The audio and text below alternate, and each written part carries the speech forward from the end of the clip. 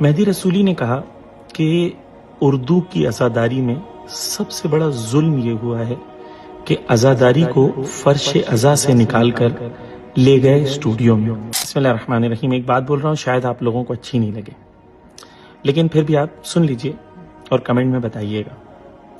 میں ایران میں ایک نوحہ خان ہے مہدی رسولی، ان سے میں ملنے گیا تھا۔ جب میری ان سے ملاقات ہوئی تو انہوں نے ایک مجھ سے بات کہی، میرے دل پر بہت وہ بات لگی۔ میں چاہتا ہوں آپ بھی سنیں اور بتائیں کہ آپ کو کیا لگتا ہے۔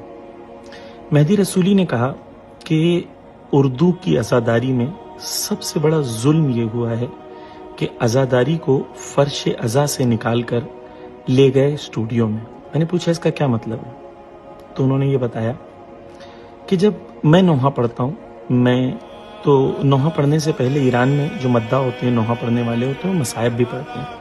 تو وہ کہتے ہیں کہ میں مصائب پڑھتا ہوں 15-20 منٹ تو میں روتا ہوں، پھر وہ مصائب سن کے 2000، 5000، 20000، 50,000 لوگ روتے ہیں۔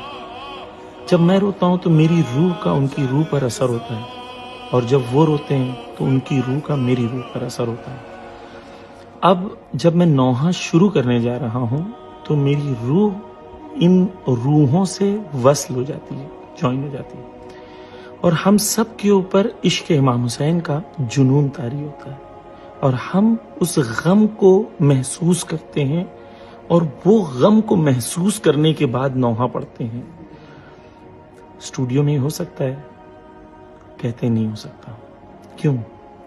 کیونکہ اسٹوڈیو میں بیٹ پہ نوحہ پڑھا جاتا ہے، یہاں پر درد پر نوحہ پڑھا جاتا ہے۔ انہوں نے مجھ سے کہا کہ ہندوستان میں یا اردو زبان میں اگر چاہتے ہو عزاداری کو اس کے پیک پر لوٹانا تو ہمیں اسٹوڈیو سے عزاداری کو نکال کر فرش عزا پہ لانا ہوگا۔